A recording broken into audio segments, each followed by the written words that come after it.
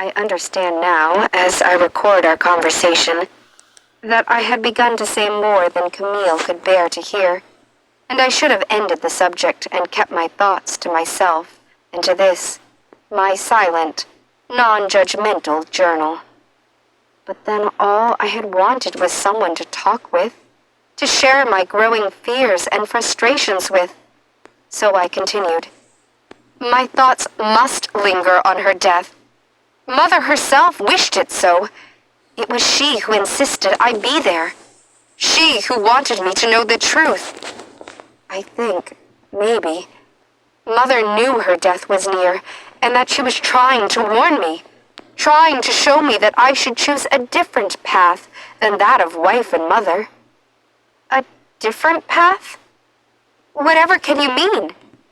Religious work? Camille and I had curled our noses together, our minds completely alike in this aspect. Hardly. You should see the spinsters from the church who volunteer at the GFWC. They are so drawn and pathetic, like unfed sparrows pecking at the scraps of life. No, I've been thinking about the lovely little shops that have opened around the loop. If I can run Wheeler House, certainly I can run a simple hat shop. Your father would never allow that. If I could make my own way, I would not need his permission, I'd said firmly. Emily, Camille had said, sounding worried and a little frightened, you cannot be thinking of leaving home. All sorts of terrible things happen to girls with no family and no money. She'd lowered her voice and leaned closer to me. You know, the vampires just moved into their palace. They bought all of Grant Park for their terrible school. I'd shrugged dismissively. Yes, Father's bank handled the transaction. He's talked endlessly about them and their money. They call the school a house of night. Father says it's completely walled off from the rest of the city and guarded constantly by their own warriors. But they drink blood! They are vampires! I'd been thoroughly irritated that the subject of the miserable state of my life had been overshadowed by one of Father's clients. Camille, vampires are rich. Everyone knows that. They have schools in many American cities as well as the capitals of Europe. They even helped to finance the building of the Eiffel Tower for Paris's World's Fair. I heard Mother say vampire women are in charge of their society, Camille had whispered while she glanced at the parlor door again. If that is true, I say good for them. Were I a vampire, I could choose not to be trapped by my father into pretending to be my mother. Camille's eyes had widened. I'd definitely found a way to turn the conversation back to my troubles. Emily, he couldn't want you to pretend to be your mother. That makes no sense. Sense or no, that is how it seems to me. You must look at it with different eyes, Emily. Your poor father simply needs your help through this difficult time. I'd felt as if the inside of me was beginning to boil, and I couldn't stop my words. I hate it, Camille. I hate trying to take Mother's place. Of course you would hate feeling like you must make up for your mother's absence. I can hardly imagine all that there is for you to do, Camille had said, nodding somberly. But when you are the great lady of a house, there are also jewels to buy, and dresses to be commissioned, and brilliant parties to host. She'd found her smile again as she'd poured more tea into my cup. As soon as you're out of mourning, all that will be your responsibility, too. She'd giggled, and I'd stared at her, realizing she had no understanding at all of what I was trying to tell her. When I didn't speak, she went on, chattering happily, as if both of us were carefree girls. The Columbian Exposition opens in 2 weeks, just in time for you to be out of mourning. Think of it. Your father will probably need you to host dinner parties for all sorts of foreign dignitaries. Camille, Father won't allow me to bicycle. He cut short my visits with you. I cannot imagine him allowing me to host dinner parties for foreigners. I tried to explain, to make her understand. But that is what your mother would do. And as you have said, he has made it clear that you inherited her place in the household.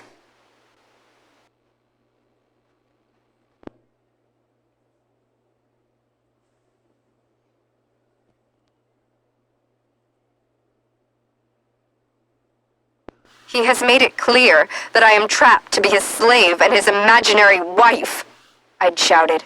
The only time for myself I can manage are the few minutes I stew with you, and the time I spend in Mother's garden, and then only at night. During the daylight hours, he has the servants spy on me, and sends them after me if he's displeased by where I'm going or what I'm doing. You know that. Even here they come fetch me, as if I am an escaped prisoner. Being the lady of a great house isn't a fantasy come true. It's a waking nightmare. Oh, Emily, I do hate seeing you so distraught. Remember what Mother said all those months ago? The care you're taking of your father will make the man who becomes your husband very happy. I envy you, Emily. Don't envy me. I saw that the coldness in my voice hurt her, but I could not help myself. I have no mother, and I'm trapped with a man whose eyes burn me. I broke off my words and pressed the back of my hand against my mouth. I knew the instant her expression changed, from concern to shock, and then to disbelief, that I had made a dire mistake in speaking the truth. Emily, whatever do you mean by that? Nothing, I'd assured her. I'm tired, that's all. I misspoke. And I shouldn't be taking up all our time together just talking about me. I want to hear about you. So tell me, has Arthur Simpton made his courtship of you formal yet? As I knew it would, mention of Arthur took away all other thoughts from Camille's mind. Though he hadn't spoken to her father yet, Camille had, several times, ridden side by side with him during the Hermes Club's mid-morning lakeshore route. He'd even chatted with her the day before about how intrigued he was about the enormous Ferris wheel everyone could see being erected on the midway of the exposition grounds. I was going to tell Camille I was happy for her, and that I wished her well with Arthur. But the words wouldn't form in my mouth. It wasn't that I was being selfish or envious. It was simply that I could not stop thinking of the unalterable fact that should Arthur court Camille, it would come to be one day, in the not-too-distant future, that my friend would find herself in servitude to him, waiting to die alone in a flood of blood. Beg pardon, Miss Elcott. Mr. Wheeler's valet is here to collect Miss Wheeler. When Camille's maid had interrupted, I realized I hadn't been listening to what Camille had been saying for several minutes. Thank you, I said, getting up quickly. I really must get back. Miss Wheeler, the valet asks that I give this note to you, and that you deliver it to Miss Elcott. A note? For me? How exciting! Camille had said. With a stomach filled with dread, I passed it to her eager fingers. She'd opened it quickly, read it, blinked twice, and then a radiant smile transformed her face from pretty to beautiful. Oh, Emily, it's from your father. Instead of your having to rush here whenever you can find time, he has invited me to call on you at Wheeler House and to visit with you in the formal parlor. She'd squeezed my hands happily. You won't have to leave the house at all. See, it is just like you're a great lady. I'll come straight away next week. Perhaps Elizabeth Ryerson will join me. That would be nice, I'd said woodenly before following Carson to the black carriage that waited outside. When he closed the door behind me, I felt as if I couldn't catch my breath. The entire ride back to Wheeler House I had spent gasping for air, as would a fish held out of the water. As I finished this, my first journal entry in months, I remind myself that I must never forget Camille's response to my confidence. She reacted with shock and confusion, and then she reverted to her girlish dreams. If I am mad, I must keep my thoughts to myself, for fear no one else can understand them. If I am not mad, but am truly as much a prisoner as I am coming to believe I am, I must keep my thoughts to myself, for fear no one else will understand them. In either scenario, there is one constant. It is only upon myself I can rely, and upon my own wits to devise a way to save myself, providing salvation for me exists at all. No, I will not fall into melancholia. I live in a modern world. Young women can leave home and find new lives, different futures. I must use my wits and my wiles. I will find a way to be the conductor of my own life. I will. Once again, I find myself recording my innermost thoughts in my journal as I await the rise of the moon and its heralding of the deepest darkness of night, so that I may go to my one true escape, the shadows of the garden, and the concealing comfort I find there. The night has become my security, my shield, and my comfort. Let us hope that it doesn't also become my shroud.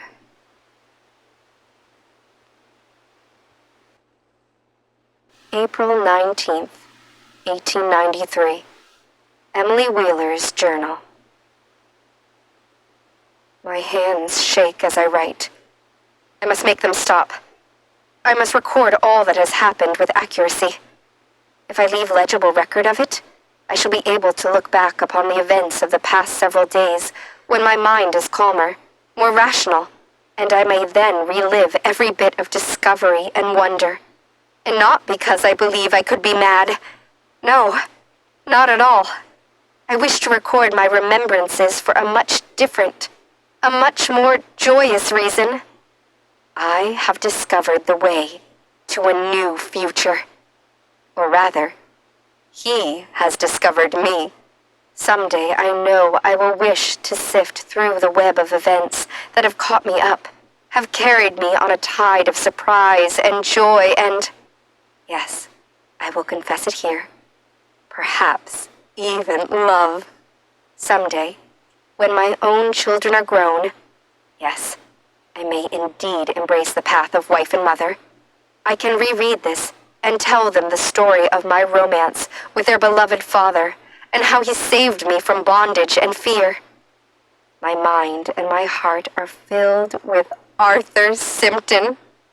So filled that even my loathing for my odious father cannot ruin my joy, for I have found my way free of my bondage to him and to Wheeler House.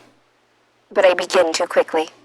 I must go back and show how the puzzle pieces fit together to create the beautiful scene that culminated this night.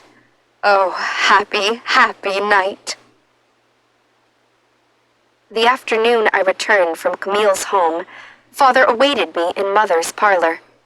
"Emily, I would have a word with you," he'd bellowed as I tried to hurry up the stair to retreat to my third-floor bedchamber. My hands trembled, and I felt as if I might be sick. But I did not balk when he called me to him. I went to the parlor and stood, ramrod straight, hands fisted at my sides, my expression calm, unflinching. I knew one thing beyond all others. Father must not sense the depth of my fear and my loathing for him. He wanted a complacent daughter. I'd been newly determined to allow him to believe he possessed what he wanted. I had meant my first step to freedom to begin at that moment. Father did not want me to socialize with my old friends, and so I would capitulate, wait, and as he became more and more certain of my submissive compliance to all of his demands, his focus would turn away from me. Then I would plan and execute my eventual escape. "Father, I will not see Camille again," I said, mimicking Mother's sweet, soft tone. "Not if it displeases you." He'd brushed away my words with an abruptly dismissive gesture. That girl is not of our concern. If you insist, you may see her here, as your mother took social calls here. We have issues of much greater import to discuss. He'd pointed at the divan and ordered, Sit. Then he bellowed for tea and brandy. Brandy at this hour? I regretted it the moment after I'd spoken. I'd been so foolish. I must learn to always control my words, my expression, my very bearing. Do you dare question me? He'd spoken only after the maid had left the room. He had not raised his voice, but the danger in his quiet anger shivered across my skin. No, I only question the hour. It is but 3 o'clock. Am I wrong, Father? I believed brandy an evening drink. His shoulders had relaxed, and he'd chuckled as he sipped from the wide-mouthed crystal glass. I forgot you were so young and that you have so much to learn.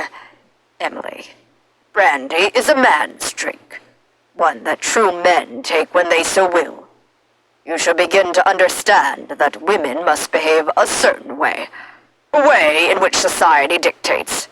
That is because you are the weaker sex, and must be protected by tradition and by those who are wiser, more worldly. As for myself, I am a man who will never be a slave to social convention.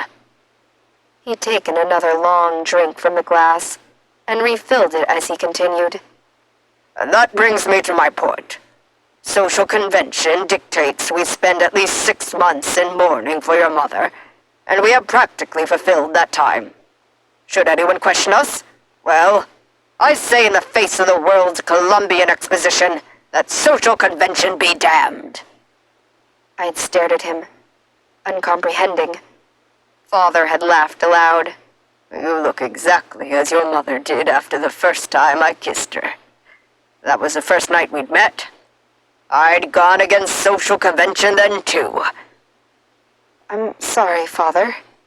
I do not understand. As of today, I am lifting our mourning period.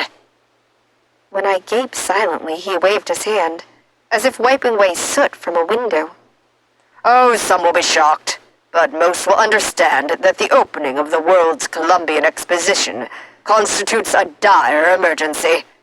The president of the bank that rules the Exposition Committee's funds must re-enter society, continuing as we have been, segregated from our community and the world that is joining us, is simply not adhering to modern thinking.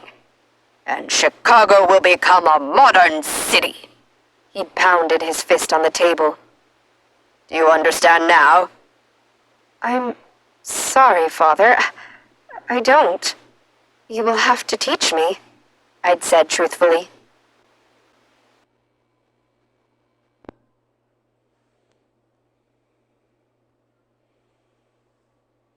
He'd seemed pleased by my admission. Of course you couldn't understand. There is so much that needs to be explained to you. He'd leaned forward then, and awkwardly patted my hands, which were clenched together in my lap. For too long his hot, heavy hand rested on mine, as his gaze burned into mine. Thankfully, I am willing to guide you. Not all fathers would be, you know. Yes, Father. I'd repeated my rote answer, and tried to still my heart from its frantic beating. May I pour you more brandy? He let loose my hands then and nodded. Yes, indeed. There, you see, you can be guided to learn.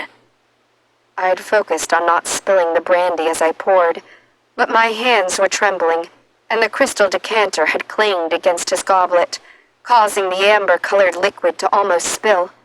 I'd put the bottle down quickly. I am sorry, Father. That was awkward of me. No matter. You will get more steady with practice. He'd sat back on the velvet divan and sipped his drink, studying me. I know exactly what you need. I read about it just this morning in the Tribune. Seems women's hysteria symptoms are on a rise. and you are obviously suffering from this malady." Before I could formulate a protest that would not incite him, he'd risen and walked, a little unsteadily, to Mother's small buffet table that sat against the wall, and poured from the decanter of red wine that I had, just that morning, watered carefully. He'd brought the crystal wine glass to me and thrust it roughly into my hand, saying, "Drink." The article, written by the acclaimed Dr. Weinstein, stated that 1 or 2 glasses per day should be taken as remedy for women's hysteria. I'd wanted to tell him I was not hysterical, that I was lonely and confused and frightened and, yes, angry.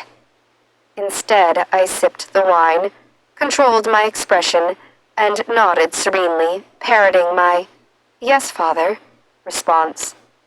"You see? That is better. No silly shaking hands for you now." He'd spoken as if he'd effected a miracle cure. As I drank the watered wine and watched him chuckle in a self-satisfied manner, I imagined throwing the wine in his pinkish face and bolting from the room, the house, and the life he was trying to thrust me into. His next words stopped that waking fantasy. 2 evenings from now, Wednesday night at exactly 8 o'clock, will signal the beginning of the reopening of Wheeler House. I have already sent invitations and received assurances all will attend. My head had felt as if it were going to explode. Attend? The house reopening? Yes, do try to pay attention, Emily. It won't be a full dinner party, of course. That won't happen until Saturday. On Wednesday, we will begin with an intimate group. Just a few close friends. Men who also have an interest in the bank, as well as an investment in the world's Columbian Exposition. Burnham, Elcott, Olmsted, Pullman, and Simpton. 5 men that I have invited for a light repast. It is an excellent way to move you gently into your new role in society, and indeed, a very meager party by your mother's standards. 2 days from now? On this Wednesday? I'd struggled to hold tight to my composure. Certainly. We have wasted too much time already by being segregated from the whirlpool of happenings that surround us. The fair opens in 2 weeks. Wheeler House must be a hub at the center of the wheel that is the new Chicago. But I have no idea how to... Oh, it isn't so difficult. And you are a woman, though a young one. Dining and entertaining come naturally to women, and most especially to you. My face had blazed with heat. Especially to me? Of course. You are so like your mother. What shall I serve? Where? How shall I... Consult cook. It isn't as if it's a full dinner party. I already told you that I managed to put that off until Saturday. 3 courses should suffice for Wednesday. But be quite certain to have the best of the French Cabernet as well as the port brought up from the cellars. And send Carson for more of my cigars. Pullman has an especial fondness for my cigars, though he'd rather smoke mine than buy his own. A tight millionaire. He drained the last of his brandy and slapped his thighs with his meaty palms.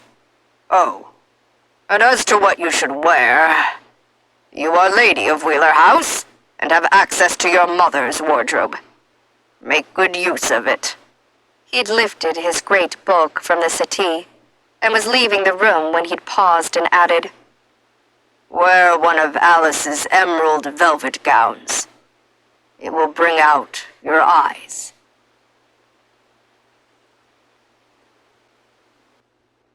I wish I could go back to that day and comfort myself by explaining that all that was happening was that the missing pieces of my life were being filled in so that the picture of my future could be complete.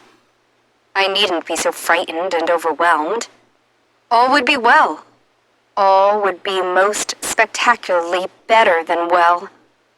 But that night I'd had no idea that this small re-entry to society would quickly and completely alter my life. I'd only been lost in my fear and loneliness. 2 days passed in a frantic haze for me. Cook and I planned a lobster creamed bisque, a roasted duck breast with asparagus, which was very hard to find this early in the season, and her after-dinner iced vanilla cakes, which Father loved so much. Mary brought me Mother's collection of emerald velvet gowns. There were more than a dozen of them. She laid them out across my bed like a green waterfall of fabric. I chose the most conservative of them, an evening dress modestly fashioned and unadorned, except for pearls sewn into the bodice and the sleeves. Mary clucked her disapproval, muttering that the gold-trimmed gown would make a more dramatic impression. I ignored her and lifted my choice over my head so that she had to assist me into it. Then the alterations began. I am shorter than Mother, but only slightly, and have a smaller waist. My breasts are larger, though, and when Mary finally helped me lace myself into the gown, and I stood before my full-length looking-glass, Mary immediately began to cluck and fuss and open seams, trying to contain my flesh. "All of her dresses will have to be altered, they will," Mary had spoke through a mouthful of pins. "I don't want to wear Mother's dresses," I'd heard myself saying, which was the truth. "And why not? They're lovely, and your looks are alike enough to hers that they will be beautiful on you as well. Though most of them even more than this one." She'd hesitated, thinking. Then while she stared at my bosom and the material stretched tightly there, she added, "Sure, and they won't all be appropriate as they are made now. But I can find some lace or some silk to add here and there." As she continued to pin and stitch, my gaze went from the mirror to my own dress that lay in a discarded heap across my bed. It was cream-colored and lacy, and covered with blushing pink rosebuds, and it was as different from Mother's fine velvet gowns as was Mary's brown linen uniform dress from Lady Astor's day dresses. Yes, of course I'd known then, as now, that I should have been delighted by the vast addition to my wardrobe. Mother had been one of the finest dressed women in Chicago.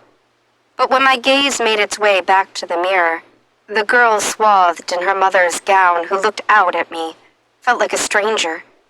And me, Emily, had seemed to be utterly lost somewhere in her unfamiliar reflection. When I wasn't talking with Cook, or standing for alterations, or trying to remember the endless details of entertaining that Mother had mastered with what had seemed like no effort at all, I wandered silently through our huge mansion, trying to avoid Father and speaking to no one. Odd how I'd not thought of our home as huge until after Mother was no longer filling it. But with her gone, it had become an enormous cage, filled with all of the beautiful things one woman had collected, including her only living child. Living child? Before that Wednesday evening, I had started to believe that I had quit living, and I was only existing as a shell, waiting for my body to catch me up and realize that I was already dead. Miraculously, it was then that Arthur Simpton brought me back to life.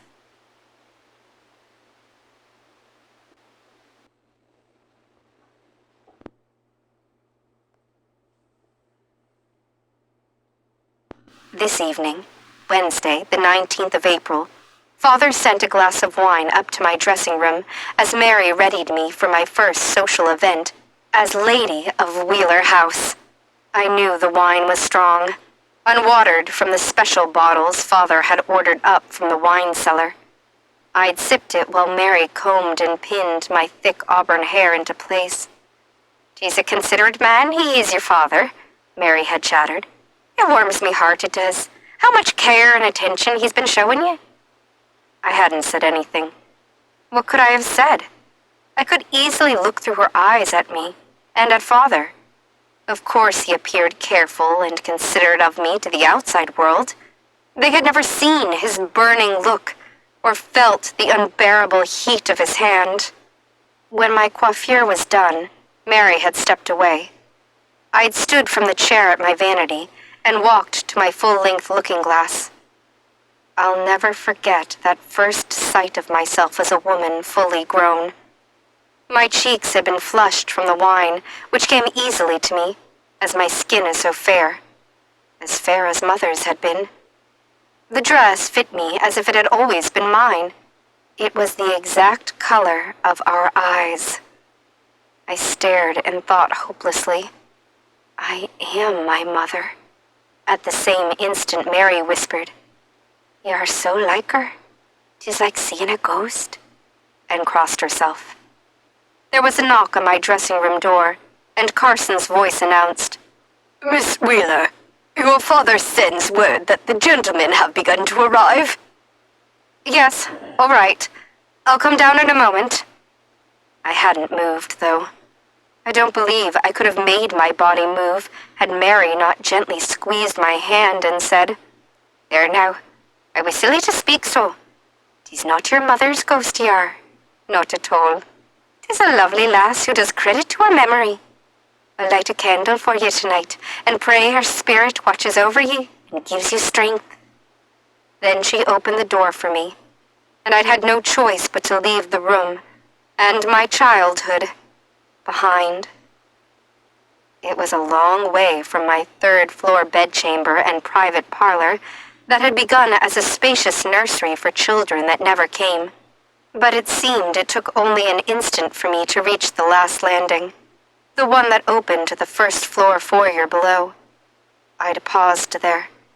The deep male voices that lifted to me sounded odd and out of place in a home that had been so silent for so many months. Ah, there you are, Emily.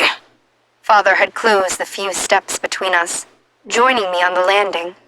Formally, he bowed, and then, as I'd seen him do for Mother countless times, held out his arm for me to take it.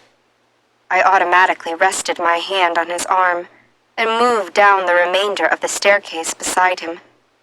I could feel his eyes on me. You are a picture, my dear. A picture. I looked up at him then, surprised to hear the familiar compliment he'd paid Mother so many times. I hated the way he was looking at me. Even after the joy the rest of the evening brought me, that hatred is still fresh in my mind. He studied me ravenously. It was as if I were one of the rare cuts of lamb on which he habitually gorged himself. I still wonder if any of the waiting men that evening noticed Father's terrible gaze, and my stomach roils with sickness at the thought of it. His gaze left me, and he beamed effusively at the small gathering of men below us. You see, Simpton? Nothing to worry about at all. Emily is right as rain. Right as rain. I'd looked down, expecting to see a graying man with rheumy eyes, a thick walrus mustache, and a barrel chest. But my eyes met the clear blue gaze of a dashingly handsome young man who was smiling good-naturedly at me. Arthur! His name had escaped before I could control my words. His brilliant blue eyes had crinkled at the corners with his smile, but before he could respond, Father cut in gruffly. Emily, there will be no over-familiarity tonight, especially when Simpton here is standing in for his father. I felt my face flame with heat. Mr. Wheeler, I'm sure it was surprise that caused your daughter to speak so familiarly.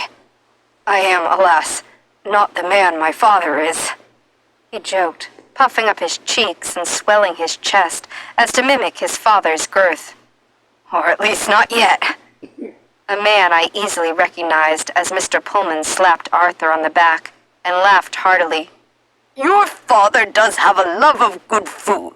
Can't say I'm not guilty of the same. He patted his own impressive belly. Carson chose then to step from an arched doorway and call, Dinner is served, Miss Wheeler. It had taken me several moments to realize that Carson was actually speaking to me.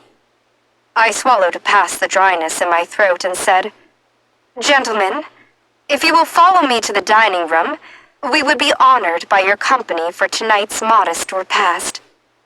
Father had nodded his approval to me, and we'd begun walking toward the formal dining room when I couldn't stop myself from peeking back over my shoulder for another glimpse of Arthur Simpson. And I stumbled into Mr. Pullman's impressive girth. "Alice, do watch where you are walking," Father had snapped. When he spoke, I had been readying an apology for Mr. Pullman, so I saw the older man's gaze as he registered the fact that my father had just called me by my dead mother's name.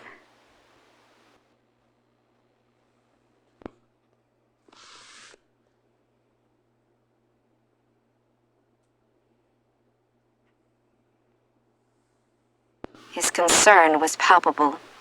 "Oh, bear it. Think nothing of it.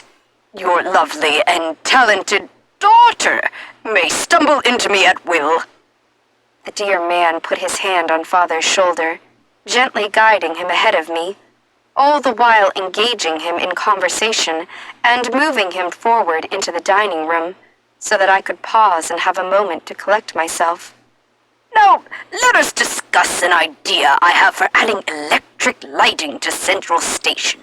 I believe the night traffic that will be generated by the Columbian Exposition justifies the expense, which we can more than make up for in the additional train tickets sold. You know, I hold controlling shares in the station. I would be willing to—" Pullman's voice trailed away as he and Father strode into the dining room. I'd stood there, frozen as stone. The words, "Alice, do watch where you are walking," playing round and round in my mind. "May I escort you to dinner, Miss Wheeler?" I looked up into Arthur Simpson's kind blue eyes. Yes, please, sir," I'd managed. He'd offered his arm, and I placed my hand on it. Unlike my father's, Arthur's forearm was trim, and there was no dark mat of hair tufting out from under his cuffed dress shirt. And he was so delightfully tall. "Don't worry," he'd whispered, as we led the rest of the small group into the dining room. "No one except Pullman and I heard him call you Alice." My gaze had darted up to his. "It was an understandable mistake," he continued, speaking quickly and quietly for my ears only. "But I know it must have been painful for you." It was difficult for me to speak, so I only nodded. "Then I will attempt to distract you from your pain." And a wondrous thing happened. Arthur positioned himself beside me at dinner. I was, of course, sitting to Father's right, but his attention, for once, was utterly distracted from me by Mr. Pullman on his left and Mr. Burnham, who was sitting beside Mr. Pullman. When their discussion turned from the electricity at Central Station to the lighting of the midway of the exposition, the architect, Mr. Frederick Law Olmsted, joined the conversation, adding even more passion to the argument. Arthur stayed out of much of the conversation. At first, the other men joked that he was a poor stand-in for his gout-ridden father, but he laughed and agreed. Then, when they returned to their battle of words, Arthur returned his attention to me. No one seemed to notice, not even Father.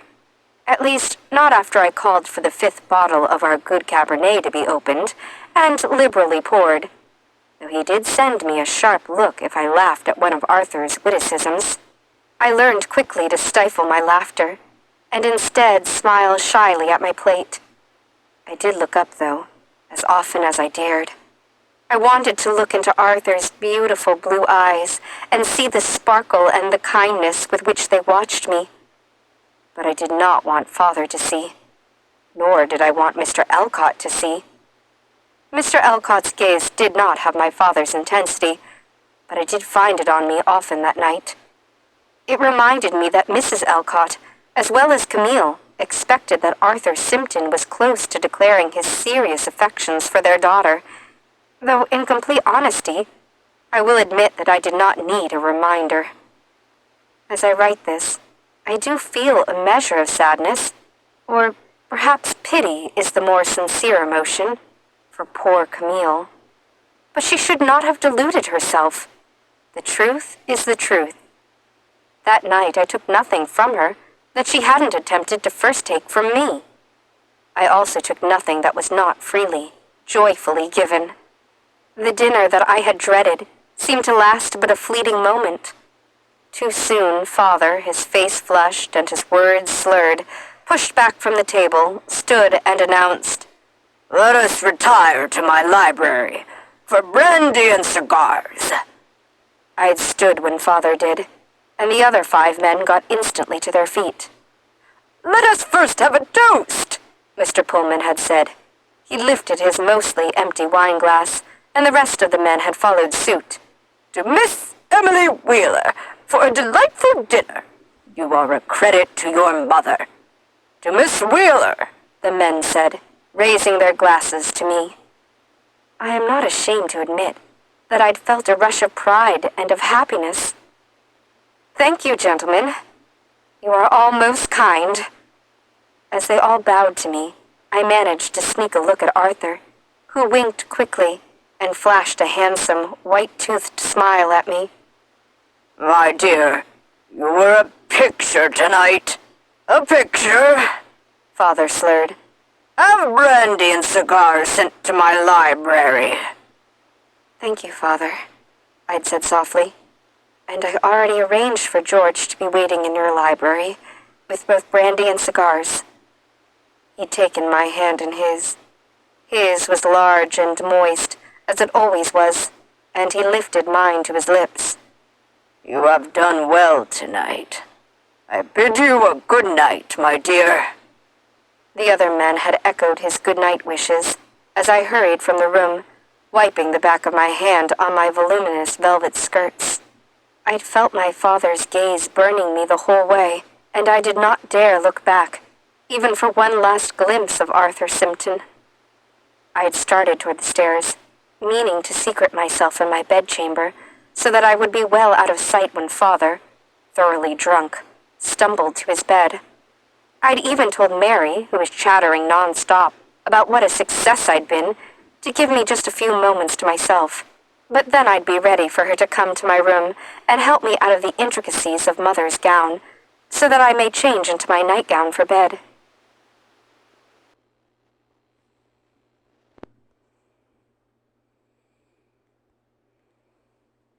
As I consider back on it, tonight it seemed as if my body was completely in control of my actions, and my mind could do nothing except to follow its lead. My feet had detoured around the wide staircase, and I'd slipped quietly down the servants' hall and out the rear door where my hands had lifted my mother's skirts, and I'd almost flown to the quiet bench under the willow tree that I had made my own. Once I reached the dark security of my special place, my mind had begun to reason once again. Yes, Father should be smoking and drinking with the other men for hours, so it was logical that I could hide safely away there for most of the night. But I'd understood it would be too dangerous to stay but a few moments.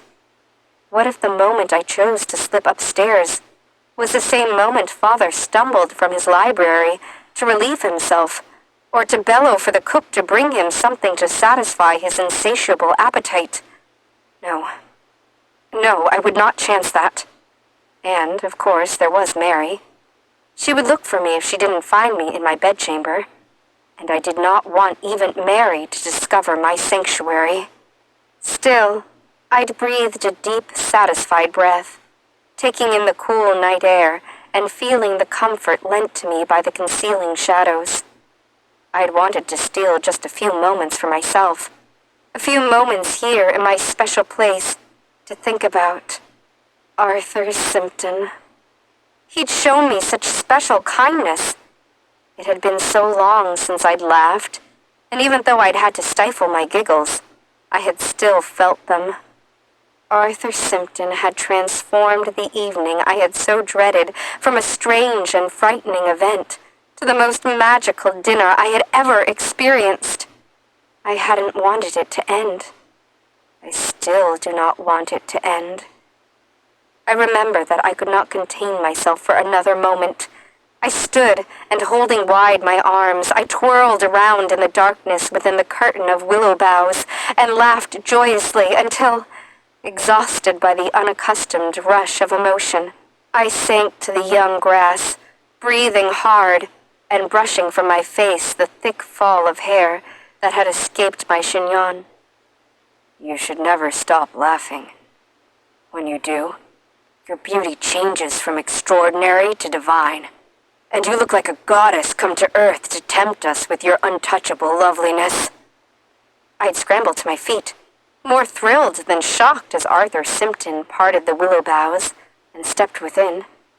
Mr. Simpton, I did not realize anyone was... Mr. Simpton?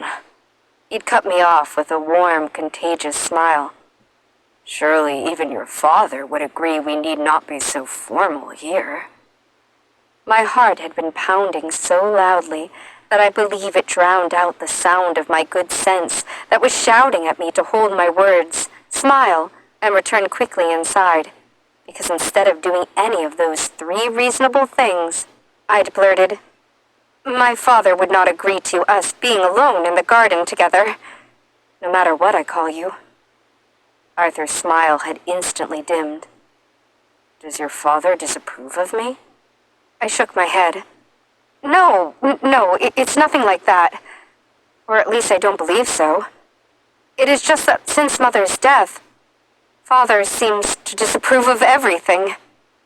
I'm sure that is because he has so recently lost his wife. As I have so recently lost my mother. I'd had enough sense remaining to me to press my lips together in a tight line and stop my outburst. Beginning to feel nervous and incredibly clumsy, I'd walked to the marble bench and sat, trying to tidy my escaping hair as I'd continued. Forgive me, Mr. Simpton. I shouldn't have spoken to you like that. Why ever not? Can we not be friends, Emily? He'd followed me to the bench, but did not sit beside me. Yes, I'd said softly, glad my errant hair hid my face. I would like us to be friends. Then you must call me Arthur, and feel free to speak to me as you would a friend. And I will have to be certain your father finds nothing at all to disapprove of about me. I won't even mention to him that I discovered you in the garden. My hands had instantly stilled and dropped from my hair. Please, Arthur, if you are my friend, promise me you will not mention that you saw me after I left the dining room. I thought I saw what might have been surprise in his deep blue eyes, but it was replaced too soon by a kind, reassuring smile for me to have been sure. Emily, I will say nothing of tonight to your father, except to repeat what a lovely hostess his daughter was. Thank you, Arthur.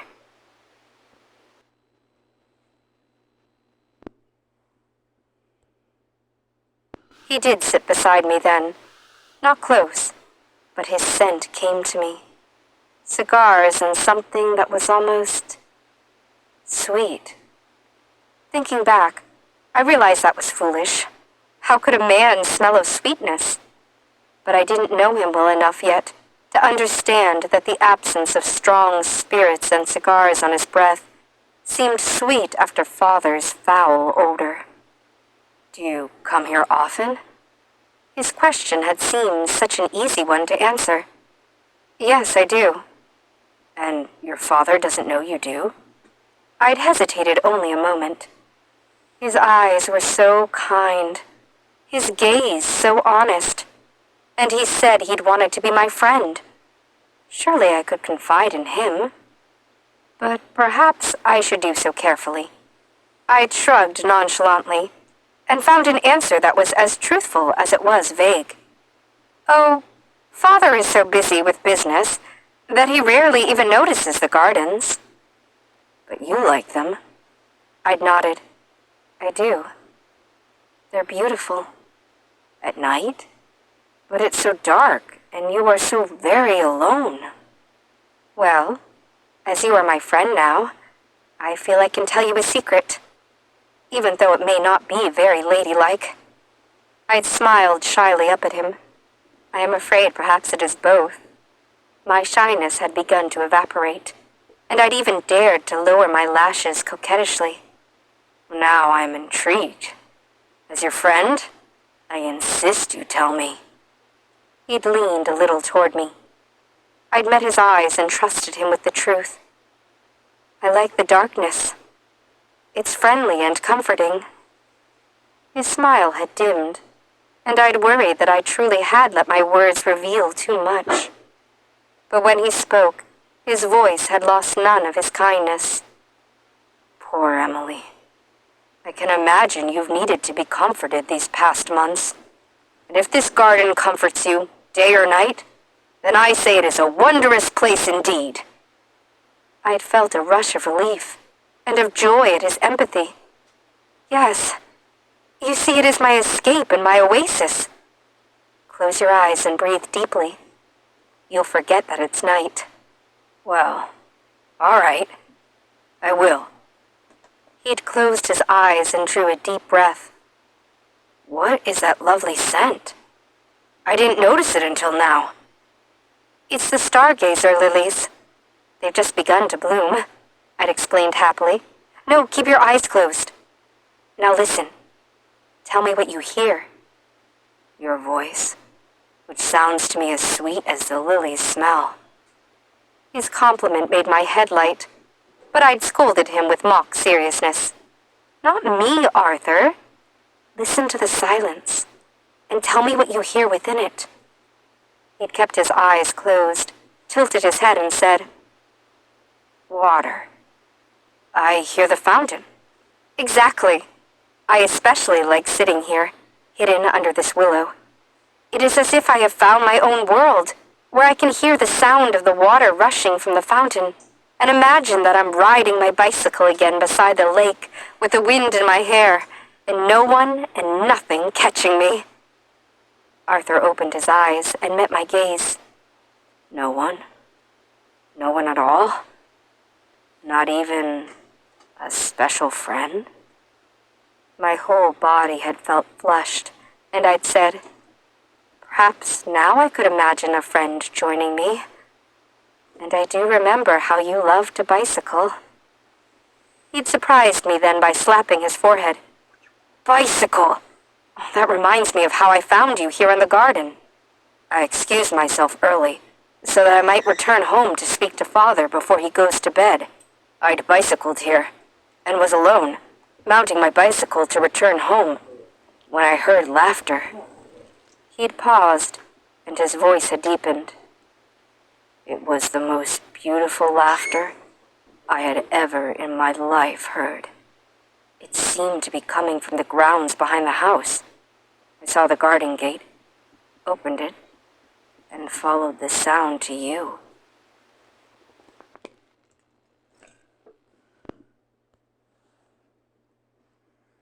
Oh, I'd breathed the word on a happy sigh, my face feeling even warmer. I'd said, I am glad my laughter brought you to me. Emily, your laughter didn't simply bring me to you. It drew me to you. I have another secret I could tell you, I'd heard myself saying. Then that is another secret I will keep and treasure as my own, he'd said. When I was laughing, I was thinking about how happy I was that you had been at dinner. I had been so terribly nervous before you sat beside me. I'd held my breath, hoping I had not been what Mother would have called too forward with him. Well then, I am very, very pleased to announce that I will be returning to your home for your dinner party Saturday, and that I will be escorting a lovely woman with whom I hope you will also become fast friends. My heart, already so battered and bruised, ached at his words. But I was learning the lesson of hiding my feelings well, so I put on the same interested expression and soft voice I used with Father and said, Oh, how nice. It will be good to see Camille again. You should know she and I are already friends. Camille? He'd looked utterly baffled. and then I could see his expression shift to understanding. "Oh, you mean Samuel Elcott's daughter, Camille?" "Well, yes, of course," I'd said, but already my bruised heart was beating more easily. "Of course? Why do you say of course?" "I thought it was understood that you were interested in courting Camille," I'd said, and then felt my heart become lighter and lighter as he shook his head and replied with an emphatic, "I don't know how something I have no knowledge of could be understood." I'd felt as if I should say something in defense of what I knew would be poor Camille's great embarrassment had she heard Arthur's words. "I believe the understanding was something Mrs. Alcott was hoping for." Arthur's dark brows lifted, along with the corners of his lips. "Well, then let me make your understanding clear. I will be escorting my mother to your dinner party on Saturday. My father's gout is plaguing him, but Mother wishes to attend your first true social event in support of you. She is the friend I was hoping you would make." "So, you will not be courting Camille?" I'd asked boldly, though breathlessly. Arthur stood then and, smiling, bowed formally to me. In a voice filled with warmth and kindness, he'd announced, "Miss Emily Wheeler, I can assure you it is not Camille Elcott I will be courting. And now I must, reluctantly, bid you a good night until Saturday." He'd turned and left me breathless, with happiness and expectation, and it had seemed to me that even the shadows around me reflected my joy with their beautiful, concealing mantle of darkness.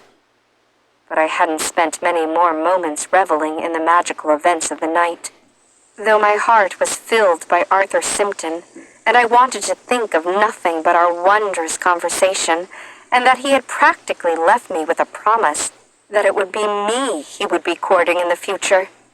My mind was cataloging the other, less romantic information Arthur had just provided me. Though my hands shake with joy, as safely in my room, I relive through this journal my meeting with Arthur, and begin to imagine what a future with him could bring. I must remember to be very quiet when I come to my garden spot. I must not ever draw anyone else there.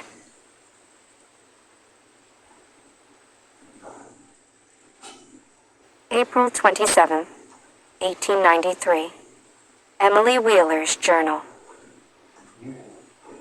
I begin this journal entry with trepidation. I can feel myself changing. I hope the change is for the better, but I confess that I am not certain it is. Actually, if I am to write with complete honesty, I must admit that even hope has changed its meaning for me. I am so confused, and so very, very afraid. Of only one thing am I sure, and that is that I must escape Wheeler House by any means possible. Arthur Simpton has provided me a logical and safe escape, and I have accepted him. I am not the giddy child I was 8 days ago, after the first night Arthur and I spoke. I still find him kind and charming and, of course, handsome. I believe I could love him. A beautiful future is within my grasp. So why is it that I feel a growing coldness within me? Has the fear and loathing I have for father begun to taint me? I shudder at the thought. Perhaps, as I review the events of the past days, I will find the answers to my questions. Arthur's garden visit had, indeed, changed my world. Suddenly, the Saturday dinner party was no longer something I dreaded. It was something I counted down the hours to. I threw myself into the menu, the decorations, and every tiny detail of my gown. What was going to be a 5-course dinner that I'd uncaringly told cook to resurrect from one of Mother's old party books utterly changed. Instead, I raked through my memories, wishing I had paid better attention. Any attention, really, When Mother and Father had discussed the especially sumptuous social dinners they'd attended in the year before she had had to withdraw from society because of her pregnancy. Finally, I recalled how even Father had praised a particular dinner at the university club that had been sponsored by his bank and held in honor of the exposition architects. I sent Mary, whose sister was one of the university club's legion of cooks, to get a copy of the menu, and then I was pleasantly surprised when she actually did return with a list of not simply the courses, but the wines that should accompany them. Cook, who I believe until then had mostly pitied and humored my attempts at menu making, began to look at me with respect. Next, I changed the table settings and decorations. I wanted to bring the garden inside, to remind Arthur of our time together, so I supervised the gardeners in cutting bushels of fragrant stargazer lilies from our gardens, though not from around the fountain. I also ordered them to gather cattails from the marshy area around the lakeshore, as well as curtains of ivy. Then I set about filling vases and vases with lilies, cattails, and trailing ivy, hoping all the while that Arthur would notice. And while I was in the center of a whirlwind of activity of my own creation, I realized something incredibly interesting. The more demanding I became, the more the people about me complied. Where once I had tiptoed around Wheeler House, the timid ghost of the girl I used to be, now I strode purposely, calling out commands with confidence. I continued to learn. This lesson is one I'm finding most important. There may be a better way of ordering the world around me than my mother's way. She used her beauty and her soft, pleasing voice to coax, cajole, and get her way. I am discovering that I prefer a stronger approach. Is that wrong of me? Is that part of the coldness I feel spreading within me? How can gaining confidence and control be wrong? Whether right or wrong, I used my newly discovered knowledge when I chose my gown. Father had, of course, commanded me to wear one of Mother's green velvet gowns again. I refused. Oh, I was not foolish enough to refuse him outright. I simply rejected every one of my mother's green velvet dresses Mary offered me. Where before she would have insisted until I capitulated, my new attitude and bearing had her befuddled. But lass, you must wear one of your mother's gowns. Your father has been quite firm about it, she protested one last time. I will follow Father's request, but it will be on my own terms. I am the lady of Wheeler House, not a child's doll to be dressed up.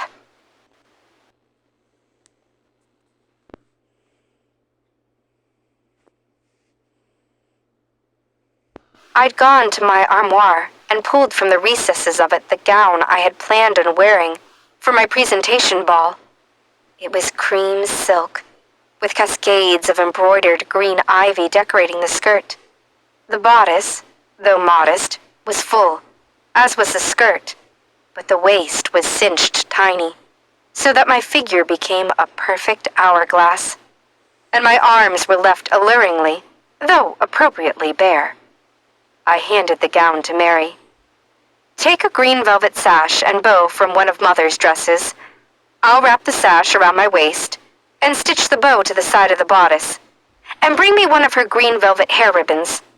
I'll wear it tied around my neck.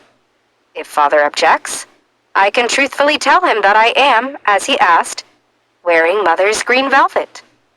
Mary frowned and muttered to herself, but she did as I told her to do. Everyone did as I told them to do. Even Father was subdued when I refused to go to the GFWC on Friday, saying that I was simply too busy.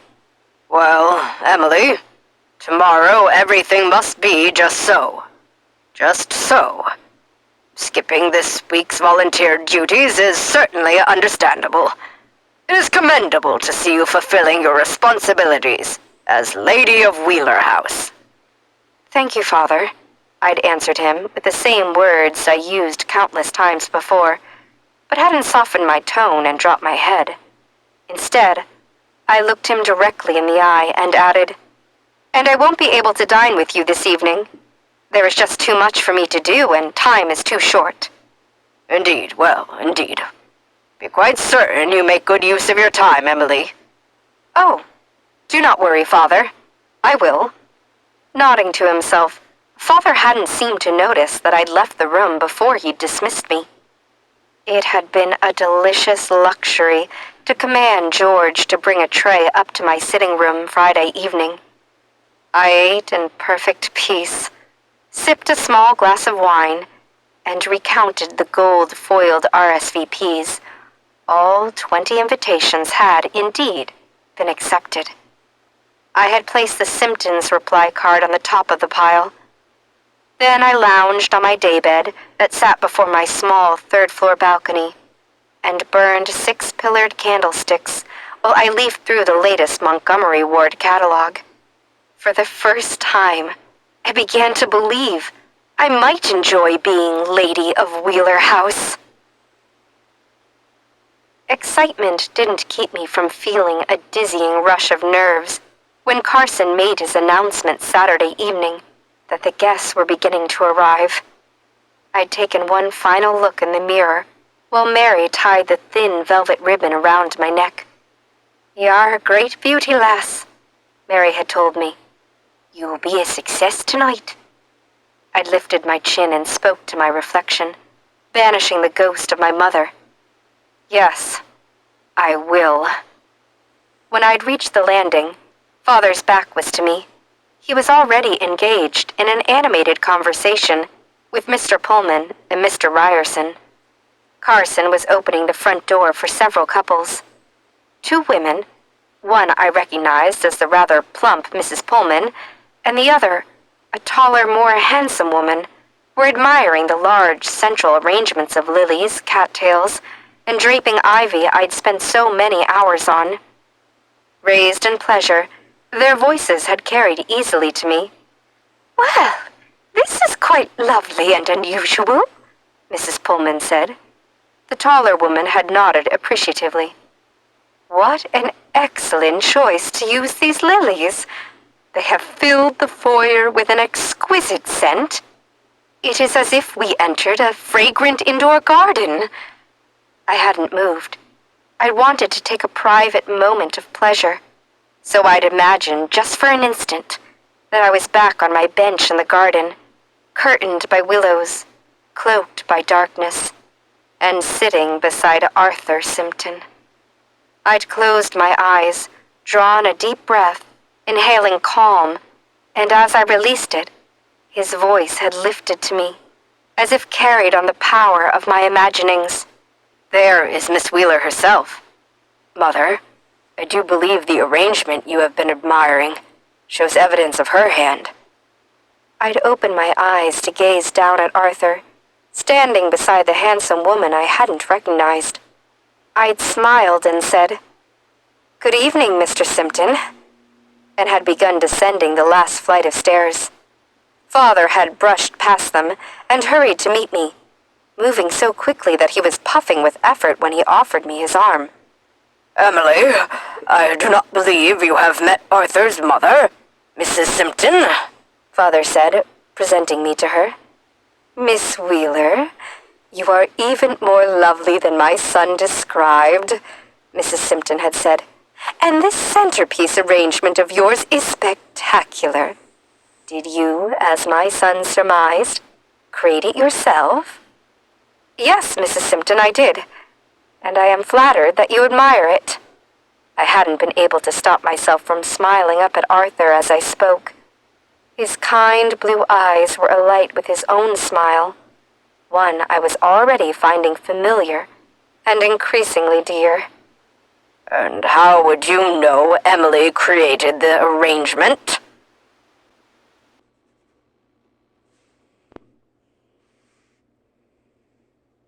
I'd been stunned by the gruff tone of Father's voice, sure that everyone around us could hear the possessiveness in it. Nonplussed, Arthur laughed good-naturedly. "Well, I recognize the stargazer lilies from—" Partway through his explanation, he must have seen the horror in my eyes, because he broke off his words with an exaggerated cough. "Son, are you well?" His mother had touched his arm in concern. Arthur had cleared his throat and regained his smile. "Oh, quite well, Mother. Just a tickle in my throat."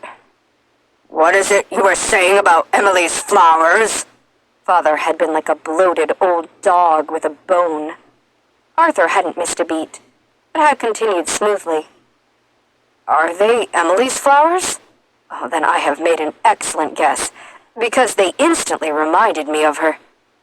They, too, are exceptionally beautiful, as well as sweet." "Oh, Arthur, you do sound more and more like your father every day." Arthur's mother had squeezed his arm with obvious affection. "Arthur! Oh my! I had hoped you would be here." Camille had rushed up to us, ahead of her mother, though Mrs. Elcott followed so closely on her daughter's heels that it appeared as if she pushed her along. "Miss Elcott?" Arthur had bowed stiffly, formally. "Mrs. Elcott, good evening. I am escorting my mother, as my father is still unwell." "What a coincidence! My Camille joins me this evening because Mr. Elcott believes he may be coming down with an ague. And, of course, I so wanted to be sure I was here to support Emily at her first formal dinner as Lady of Wheeler House that I couldn't bear to cancel." Mrs. Elcott had explained with a honeyed tone, but her pinched expression as she cast her gaze from Arthur to me belied her words. "Though, sadly, I have only daughters and no devoted son. You are a fortunate mother, Mrs. Simpton." "Oh, I readily agree with you, Mrs. Elcott," Arthur's mother had said with a fond smile. "He is a devoted and an observant son. We were just discussing that it was he who guessed that these lovely decorations were created by Miss Wheeler herself." "Emily? You did that?" Camille had sounded so shocked that I'd had a sudden urge to slap her. Instead, I lifted my chin and did not soften my voice and make little of my accomplishments, as Mother would have. "Hello, Camille. What a surprise it is to see you. And yes, I did make this arrangement. I also created all the arrangements on the dining table, as well as those in Father's library." "You are a credit to me, my dear," Father had said. I'd ignored him and kept my focus on Camille, and very precisely said, "As you and your mother observed during your last visit, I am learning early what it is to be the lady of a great house." I had not added the rest of what Mrs. Elcott had said, which is something my future husband will be glad of. I hadn't needed to. I'd simply needed to turn my gaze from Camille to Arthur, and then return the warm smile he'd been beaming at me. "Yes, well, as I said, you are a credit to me." Father offered his arm to me again. I'd had to take it. He nodded to the Simptons and Elcott, saying, "And now we must greet the rest of our guests. Emily, I do not see the champagne being served." "That is because I chose to follow the University Club's lead with the menu tonight. George will be serving Amontillado before the first course instead of champagne. It will pair much better with the fresh oysters." "Very good. Very good. Well, let us find some of that Amontillado, my dear. Oh, I see the Ayers have arrived. There is talk of a permanent art collection for his Indian relics, which the bank will be very interested in." I had stopped listening, though I allowed Father to lead me away with him. That entire night, as I played the part of hostess and Lady of Wheeler House, I kept always in my mind the hope that Arthur Simpton was noticing, and each time I managed to steal a look at him, our eyes met, because he had been watching me. His smile had seemed to say he had also been appreciating me.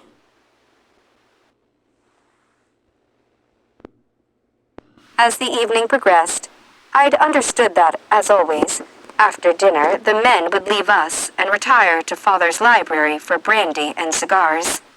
The women would go to Mother's formal parlor, sip iced wine, nibble on tea cakes, and, of course, gossip.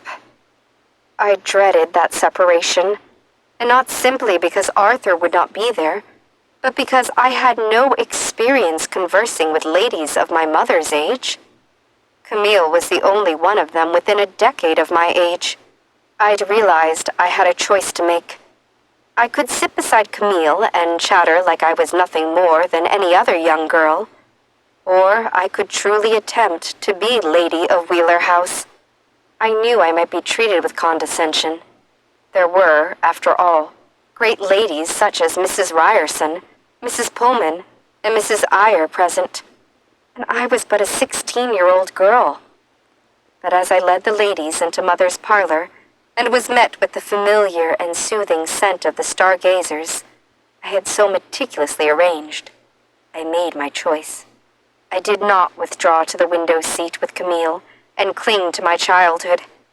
Instead, I took Mother's position in the center of the room, on the divan, supervised Mary's refreshing of the ladies' wine, and tried to hold my chin up and think of something, anything intelligent to say into the building silence. Arthur's mother was my salvation. "Miss Wheeler, I'm interested in these unusual bouquet creations you have beautifully displayed in each of the rooms. Would you share with me your inspiration?" she'd asked with a warm smile that had reminded me so much of her son's. "Yes, dear," I'd been amazed to hear Mrs. Eyre say. "The decorations are quite cunning. You must share your secret with us." I was inspired by our gardens, and by the fountain at its heart. I wanted to bring the lily scent and the water imagery, and my favorite tree, the willow, inside tonight. "Oh, I see. The cattails evoke the presence of water," Mrs. Simpton had said. "And the trailing ivy is arranged much like the fronds of a willow," Mrs. Eyre had said, nodding in obvious appreciation. "That was an excellent idea." "Emily, I haven't known you to be particularly fond of the garden. I thought you and Camille were much more concerned with bicycling and the latest Gibson girl styles than gardening." Mrs. Alcott had spoken with the exact tone of condescension I had been dreading. For a moment, I said nothing. There had seemed to be a breathless silence in the room, as if the house itself awaited my response. Would I be a girl or a lady? I straightened my back, lifted my chin, and met Mrs. Alcott's patronizing gaze. "Indeed, Mrs. Alcott, I have enjoyed bicycling and Gibson girl styles, but that was when my mother, your particular friend, was Lady of Wheeler House. She is dead. I have had to step into her role, and I find that I must be concerned with things that are not so girlish." I'd heard clucks of concern, and several of the women whispered, "The poor thing." That further emboldened me, and I'd realized how I could use Mrs. Alcott's condescension to my favor. I'd continued, "I know I cannot hope to be as great a lady as Mother was, but I have resolved to do my best. I can only hope that Mother is looking down on me with pride." I'd sniffed delicately and used my lace napkin to dab the corners of my eyes. "Oh, you sweet girl," Mrs. Simpton had patted my shoulder. "As your father said earlier, you are a credit to your family.